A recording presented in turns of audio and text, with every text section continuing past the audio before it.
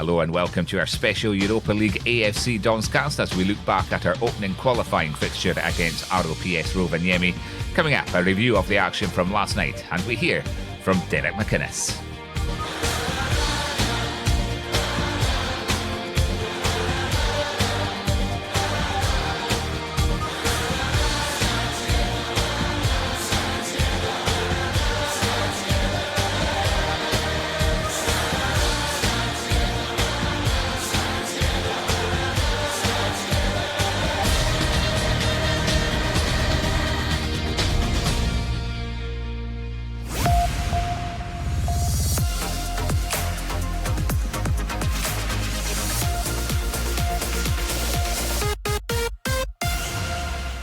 Going all too well for the Dons. 33 attempts on goal and 14 on target were the stats of note, in front of an impressive 14,377 crowd at Pittodrie, 30 of which were from the travelling Finnish support. But literally, with the last kick of the game and a lapse of concentration in the Dons' defence, we gifted RoPS a costly away goal in a game that was dominated by Aberdeen. Craig Bryson and Greg Lee were ruled out for this one due to ankle injuries.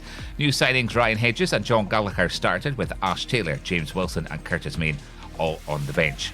Now McGinn also started and scored the opening goal for the Dons from a low Hedges left cross, which McGinn picked up at the front post, and he flicked the ball past Katz and lifted a shot over Reguero into goal.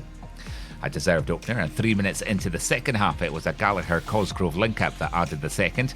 Gallagher put in a cross from the left and Cosgrove slid in at the front post to turn the ball into the back of the net to add our second in the 48th minute. Aberdeen continued to pile on the pressure throughout the rest of the second half, but deep into injury time the Dons lost possession and Lucas Lingman slid a pass through to Tommy Yanti, who put the ball past Joe Lewis. It was a sucker punch in a game that should have seen us kill it off comfortably 4 or 5-0. We're now left with the prospect of a much harder proposition in the away leg next Thursday. Talking point of the night though, man of the match and the impressive John Gallagher. He was lively throughout the game and put in a good shift, certainly one to watch. All in all, this seemed to be a more rounded Dons team even at this stage of the pre-season preparations. Dare I say it? An exciting season ahead? Up until the last 30-40 seconds, it was performance to be really proud of, to be honest. I think the level of performance at this stage of the season was fantastic from our players. I would have took that performance all day.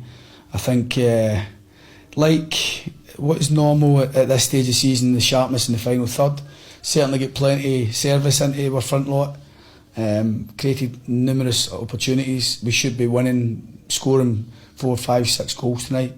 And I think, the strength of the players in the legs after that first game hopefully will pay dividends next week as well in Finland. So, because we're going to have to bring another performance. I think the fitness levels of the players was great at this stage, especially when you play against a possession-based team who asks the question of you. That can take it out your legs. And I know to the supporters, maybe sometimes you're thinking, why do we not keep pressing? The players physically can't do that at this stage for 90 odd minutes, but they did it really well for long periods in the game, and we should have got what just rewards with more goals. The goal at the end serves it clearly for everyone. The players should have been come off to a standing ovation for that level of performance. I think the supporters get a wee flavour tonight of some of the new signings and how slick and how quick we looked at times, and how our use of the ball from the back was good. We played through the lines, we got into wider areas, we worked the ball well with opportunities, and sometimes you don't get the desired result. We got our win, which was important, but clearly we've got work to do. But I need to reiterate, the performance was good. The players should be encouraged by the level of performance. I thought we were much better than our Finnish opponents tonight, and we are confident we can go there next week and get the result we want to get through into the next round.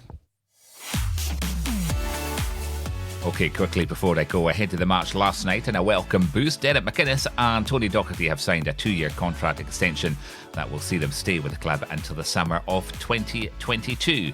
Hibs and Aberdeen are fighting it out for Belgian midfielder Funso Ojo. Bids of £125,000 from both clubs have been accepted by Scunthorpe United.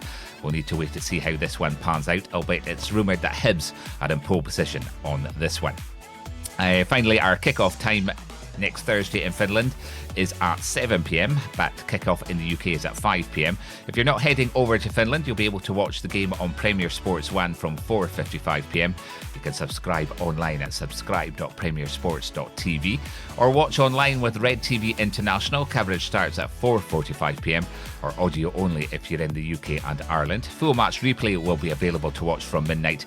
You can sign up online at redtv.afc.co.uk. We'll have all the pre- and post-match coverage on our social media and on the Inverness Reds website. That's at invernessreds.co.uk.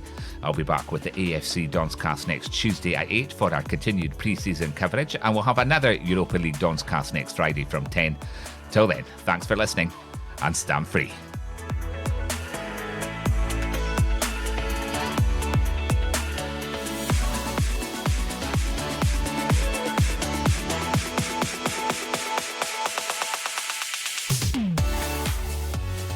That's all for this week. More Aberdeen news next Tuesday evening from 8.